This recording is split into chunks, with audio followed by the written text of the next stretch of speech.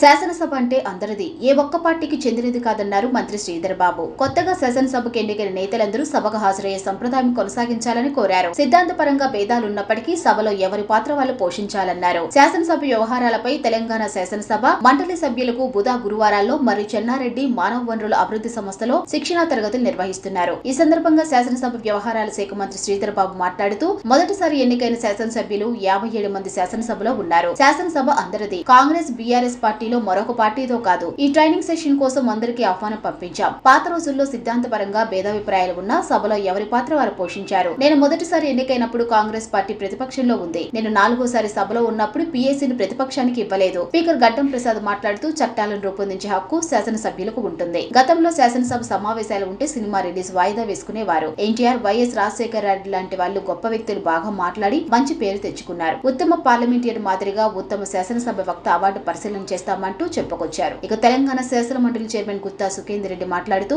గాలివాటం రాజకీయాలు ప్రారంభమైనప్పటికీ కొత్త వాళ్ళు మళ్లీ గెలవడం లేదు. మొదటిసారి ఎన్నికై రాజకీయాల్లో సక్సెస్ అయ్యే వారి శాతం 25%. కొందరు నాయకులు గెలిచాక ప్రజలతో మమేకం కావడం లేదు. ఎమ్మెల్యేకు కోటరీ వల్ల ప్రజలు స్వయంగా ఎమ్మెల్యేను కలిసే అవకాశం ఎక్కువగా ఉండదు. నేను ఒకసారి ఓడిపోవడానికి నాకు సెక్యూరిటీ సమస్య వల్లే ప్రజలు ఎమ్మెల్యేకు దూరం అవడానికి కారణం పీఏలు, పీఆర్ఓలు అంటూ కామెంట్ చేశారు.